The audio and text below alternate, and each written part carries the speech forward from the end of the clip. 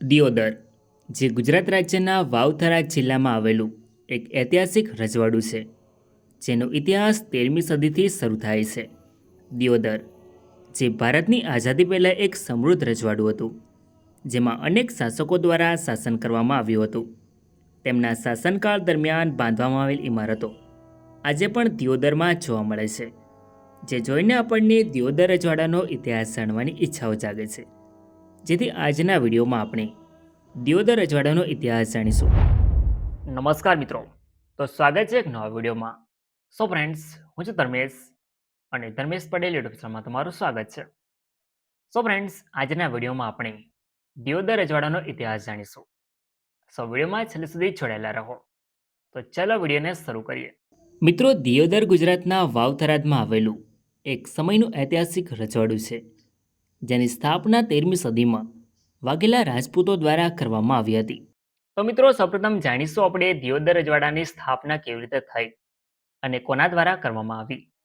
12મી સદી પહેલા દિયોદર એક નાનું પરંતુ ગૌરવશાળી રજવાડું હતું.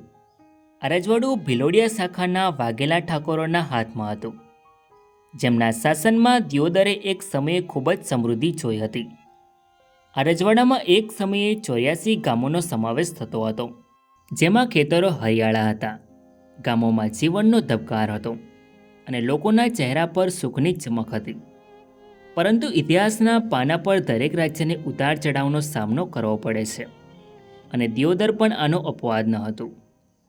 ઈસવીસન 1297માં પાલનપુર રજવાડાએ દિયોદર પર આક્રમણ કર્યું અને તેના પર કબજો જમાવ્યો. વાઘેલા ઠાકોરોની સત્તા છીનવાઈ ગઈ અને દિયોદરને પાલનપુર રજવાડા સાથે જોડી દેવામાં આવ્યું. આ ઘટનાએ વાઘેલાઓના હૃદયમાં આગ લગાડી. તેમનું ગૌરવ, તેમનું સ્વાભિમાન ઘવાયું અને તેમણે નક્કી કર્યું કે તેઓ પોતાનું રજવાડું પાછું મેળવશે. થોડા જ વર્ષોમાં વાઘેલાઓએ ફરીથી દિયોદર પર કબજો મેળવ્યો. આ એક એવી લડાઈ હતી જેમાં ન માત્ર તલવારો ઝણકી, પણ વાઘેલાઓની નિશ્ચય શક્તિ અને હિંમતે પણ મોટો ફાળો આપ્યો. પરંતુ દિયોદરની કહાણી અહીં અટકી નહીં. ઈસવીસન 1786માં એક ભયંકર દુકાળે રજવાડાને ઝપેટમાં લીધું. આ દુકાળ એટલો ભયાનક હતો કે ખેતરો ફાટી ગયા, ઝરણા સુકાઈ ગયા અને ગામો ઉજ્જડ થઈ ગયા.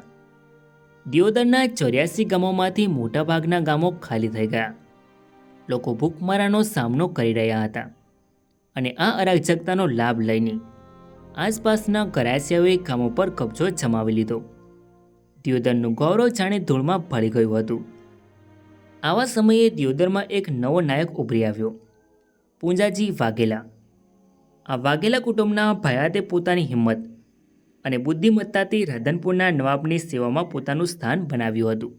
પૂંજાજી વાઘેલા એક સામાન્ય માણસ ન હતા. તેમનામાં નેતૃત્વની ચમક હતી. નવાબે પૂંજાજીની ક્ષમતાઓને ઓળખી અને તેમને દિયોદરનો વહીવટ સોંપવામાં મદદ કરી. પૂંજાજીએ જ્યારે દિયોદરની સત્તા સંભાળી ત્યારે રજવાડું ખંડેર જેવું થઈ ગયું હતું.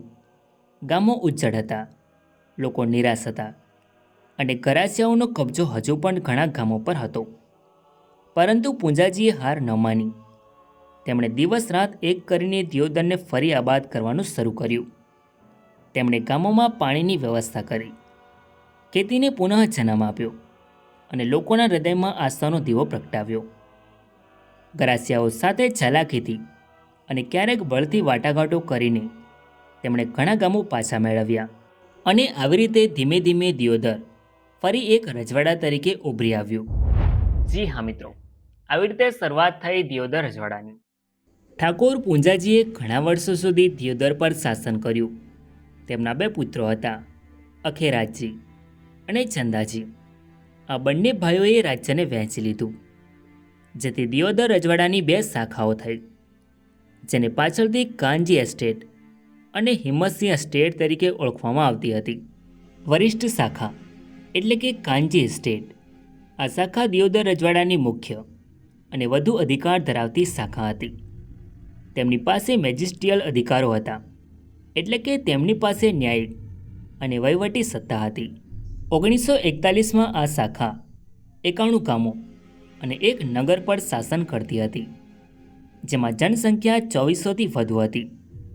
આ છે કાંજી એસ્ટેટના શાસકોની યાદી, જે દિયોદરની વરિષ્ઠ શાખા હતી. જુનિયર શાખા એટલે કે હિંમતસિંહજી એસ્ટેટ. આ શાખા બનાસ વિભાગમાં આવતી હતી અને સાબરકાંઠા એજન્સીનો ભાગ હતી.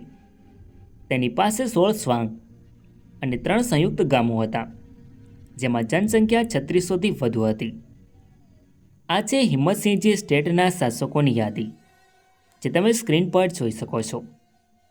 ઈસવીસન 1820માં દિયોદર રજવાડાએ અંગ્રેજો સાથે કરાર કર્યો અને બ્રિટિશ સુજેન્ડરી સ્વીકારી. દિયોદર રજવાડું ઉત્તરમાં થરાદ, પૂર્વમાં કાંકરેજ, દક્ષિણમાં તેરવાડા અને ભાભર અને પશ્ચિમમાં થરાદ અને સોઈ ગામથી ઘેરાયેલું હતું. મિત્રો, આ છે દિયોદર રજવાડાનો સિમ્બોલ, જે તમે સ્ક્રીન પર જોઈ શકો છો. ભારત દેશમાં 1947 સુધી અંગ્રેજોનું શાસન રહ્યું હતું. ત્યારબાદ 1947માં ભારત દેશ અંગ્રેજોના શાસનમાંથી આઝાદ થયો. ત્યારે ભારતનું વિભાજન થયું.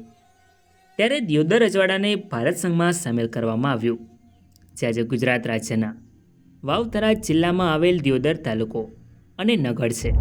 સો ફ્રેન્ડ્સ, આ તો દિયોદર રજવાડાનો ઇતિહાસ. આઈ હોપ કે તમને આ વિડીયો ગમ્યો હશે. સો વિડીયોને લાઇક કરીને કમેન્ટમાં તમારો અભિપ્રાય જરૂર લખો. અને ચેનલમાં નવા હોય તો આવા જ નવા વિડીયો જોવા માટે ચેનલને સબસ્ક્રાઈબ જરૂર કરો. તો મળીએ એક નવા વિડીયોમાં. ધન્યવાદ.